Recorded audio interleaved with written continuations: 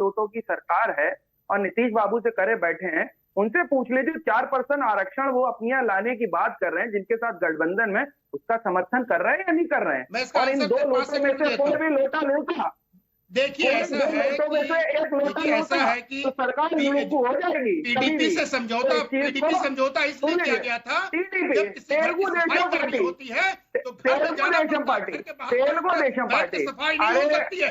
अरे जवाब लीजिए ना एक मिनट आराम से क्या हाल हो गया है? अब आते हैं आपके 4%। एक बार में बोलिए, एक बोलिए। हाँ राणा जी बोलिए। अरे कांग्रेस ने कर्नाटका में ओबीसी का आरक्षण कैसे छीना, तेलंगाना में 2004 से कैसे छीन रहे हैं, आप ये बताइए। तमिलनाडु में कैसे छीना जाता है, हिंदुओं पर अटैक किया जाता है। तो अच्छा, कि आपके चेहरे को दर्शाता है कि आपका चरित्र चेहरा कैसा है।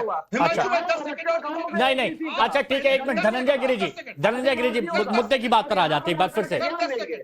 चलिए 10 सेकंड लीजिए बस। हाँ 10 सेकंड। सर ये बताइए, राहुल गांधी साहब 2021 के पहले जाति जनगणना की बात कर रहे थे, नहीं कर रहे थे, क्योंकि उसके 2021 के बाद से ही सोरस और हिलरी लुइस का जो गठबंधन है, ये कह सकते हैं फाउंडेशन है। वक्त के हिसाब से रणनीति बदलती है, ये सभी लोग समझते हैं। अच्छा एक बात बताइए धनंजय गिरी साहब, ये सवाल पूछा जा रहा है कि अभी तक जब बीजेपी बोलती थी और कहती थी कि विकास के मुद्दे पर हम वोट लेने आए हैं, विकास के मुद्दे पर हम बात करते हैं और देश को लेकर हम बात करते हैं, मतलब देश के विकास कैसा हो, लेकिन अब अचानक क्या हुआ कि बटेंगे तो कटेंगे ही एजेंडा बनाना पड़ा। काश इनकी बुद्धि का विकास हो सकता। गिरी साहब से बात है मेरी। हाँ जी धनंजय जी प्लीज।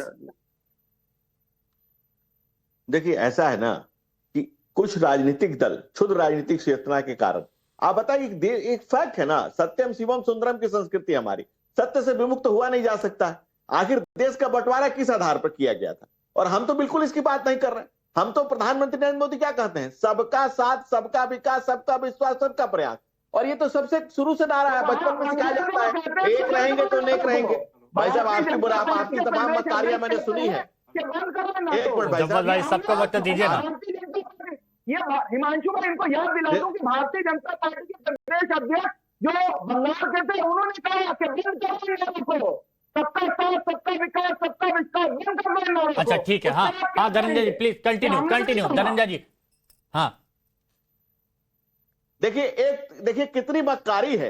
एक तरफ तो आप कहते हैं कि जातियों में बंटो और दूसरी तरफ जमातियों में जोड़ करके आप इजराइल तक जोड़ रहे, हमास से जोड़ रहे, तो फिलिस्तीन से जोड़ रहे। जिस देश के संसद में जय फिलिस्तीन के नारे लगते हो, अगर कह रहे हैं कि एक रहिए, तो इसमें कौन सी गलत बात करें? और दूसरी तरफ जो नेशनल एंथम बजता है कि सरतन से जुदा, वो सेकुलर रह रहा है, उसके आप सहमति देते हैं? इस देश में इतनी मुनाफत और मक्कारियत नहीं चलेगी। इस देश की आम जनमानस आज जान गया है कि मक्कार कौन है और कौन मक्कारी कर रहा है, और मुल्क के साथ जो मक्कारी कर रहे हैं, जो रहते गाते। अच्छा आपने कहा कि ये डबल स्टैंडर्ड वाली बात की आपने। एक डबल स्टैंडर्ड वाली बात की। एक मिनट हिमांशु जी, एक मिनट हिमांशु जी, एक minute let me complete. Himanshu ji देखिए कितनी बिलबिलाहट है कि सुनने को नहीं तैयार। नहीं हम आपका अधिकार है, आप सुनाइए। उनका अधिकार था, उन्होंने भी सुनाया था, सैयद जव्वाद जी ने भी सुनाया था। ठीक है एक मिनट सैयद भाई रुकिए प्लीज, रुकिए सैयद भाई प्लीज रुकिए। हाँ बोलिए गिरी साहब। हाँ बोलिए।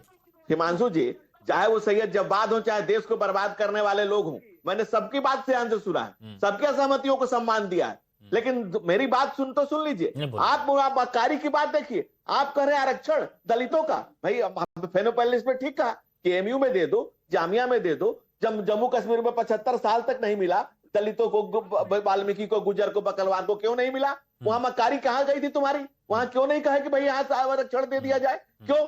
जब जहां हिंदू घटा है, तब तहां देश बटा है। ये ऐतिहासिक फैक्ट है। और आप देखिए पाकिस्तान में क्या हो रहा है, बांग्लादेश में क्या हो रहा है। वरुण पुरोहित जी फुली एग्रेशन के साथ समझ लीजिए, बीजेपी आरएसएस सोच के चले कि अब नहीं, यही चीज है और आगे इसी पर बढ़ना है। तो अब महाविकास अघाड़ी को कुछ और सोचना होगा, अब इंडी गठबंधन को कुछ और सोचना होगा। हिमांशु जी एक मिनट। मैंने सुना, देखिए वरुण जी भी है, मैंने आपको सैयद जव्वाद भाई बहुत टाइम दिया, थोड़ा रुकिए। बहुत टाइम दिया जब्बार भाई, थोड़ा सा रुकिए। हाँ जी जी वरुण पुरोहित जी। इसलिए देश बंटना कटने की बात हो रही है कि जब डिबेट में बंटना कटना करते हो दूसरे को बोलने नहीं देते हो। देखिए आपने जो प्रश्न किया, मैंने आपको कहा कर रहे थे, उनको बताइए। सोचना चाहिए और कांग्रेस को सबसे पहले सोचना है कि हमको किससे अलायंस करना है, किससे नहीं करना है, क्योंकि कांग्रेस नेशनल पार्टी है। कांग्रेस की आदि, आज की भारतीय जनता पार्टी भी आदि कांग्रेस ही है। तो कांग्रेस पार्टी में टिकट वितरण सही होना चाहिए, कांग्रेस पार्टी के संगठन को मजबूत करने की आवश्यकता है। यहाँ तक संघ की बात है, मैंने कहा मेक ओवर करा संघ ने, आपने बहुत अच्छा एक्सपोज किया। 4 जून के बाद इनके ये इतने घबरा गए कि इनको मेक ओवर करना पड़ रहा है, संघ के आगे झुकना पड़ रहा है। ये तो नड्डा जी तो बड़े घमंड में आ चुके थे कि हमको संघ की जरूरत ही नहीं है। तो वरुण पुरोहित जी सुनिए ना, मैं बीच में नहीं टोकना चाहता, लेकिन एक सवाल क्योंकि आपकी बातों से निकला है। आपने कहा कि राहुल गांधी जी को सोचना चाहिए, डिसाइड करना चाहिए कि किसके साथ, राहुल गांधी को क्यों नहीं आपने कहा कि डिसाइड करना चाहिए कि किसके साथ समझौता करना है, किसके साथ गठबंधन करना है, किसके साथ आगे बढ़ना है। मैं बस ये आपसे पूछना चाह रहा हूं कि जो विचार आपके हैं ये कांग्रेस अध्यक्ष के क्यों नहीं हो सकते?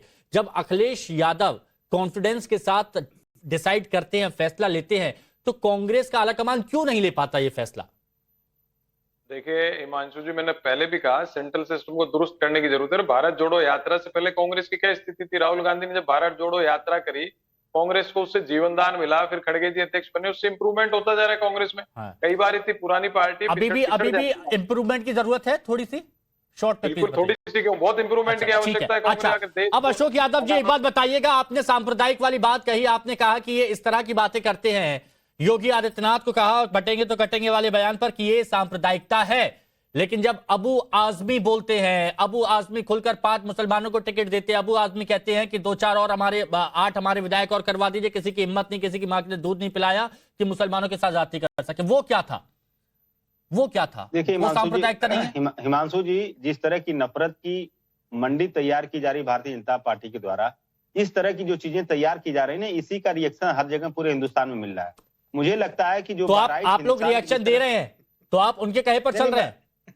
मैं उस रिएक्शन की बात नहीं कर रहा हूं। मैं ये कह रहा हूं जिस तरह की नफरत की खेती भारतीय जनता पार्टी कर रही है, उसी का रिएक्शन बहराइच में देखने को मिला। एक्चुअली ये दिक्कत नहीं दिक्कत है यादव जी, आप समझ नहीं, सामने वाले के खेत ज्यादा हरे हरे दिखते हैं, अपने नहीं दिखते हैं। देखिए हिमांशु जी, मुझे बस 1 मिनट समय चाहिए। आप देखिए बहराइच में जिस तरह से भाजपा बेनकाब हुई है, और साबित हुआ है उनके विधायक के द्वारा कि भारतीय जनता पार्टी ने बहराइच में हिंसा करवाया। आज अब आप फिर गलत जगह, मैंने आपसे क्या पूछा, आप वो नहीं कह रहे। अबू आजमी आपको नहीं दिखते, आपको अपनी पार्टी की दिक्कतें नहीं दिखती हैं, आप दूसरे की पार्टी की दिक्कतें दिखती हैं ना। अरे देखिए हिमांशु जी, रंजन साहब क्या ये परिपाटी बदलेगी? नहीं, मुझे तो नहीं लगता है बदलेगी। देखिए ऐसा है कि कांग्रेस के अभी जो थे समर्थक, वो बता रहे थे कि भाई ये बीजेपी ऐसा कर रही है, संघ जो है डर गई है, सब कुछ कर रही है। भूल रहे हैं कि इंदिरा गांधी की जो पूरी पॉलिटिक्स थी वो हिंदुत्व की पॉलिटिक्स थी, और उनसे बेहतर पॉलिटिशियन इस देश में नहीं था मोदी के पहले। 30 सेकंड है, 20 सेकंड में मेरे को ये बताइएगा रंजन साहब, 20 सेकंड में ये बताइएगा कि ये बटेंगे तो कटेंगे वाला आगे क्या असर दिखाएगा? बस 20 सेकंड में प्लीज। नहीं, देखिए अगर नारा सब लोगों तक पहुंचता है, पॉलिटिकल पार्टी है भारतीय जनता पार्टी, अगर नीचे तक पहुंचा पाती है, तो जो हरियाणा में रिजल्ट हुआ वो महाराष्ट्र में भी हो सकता है, वो झारखंड में भी हो सकता है, और आगे भी दोहराया जा सकता है। ठीक है, महाराष्ट्र आरएसएस का गढ़ कहा जाता है और विपक्ष वहां पर अभी भी एकजुटता नहीं दिखा पा रहा है, और ये सबसे बड़ी खामी भी सामने आ रही है। वक्त की कमी है।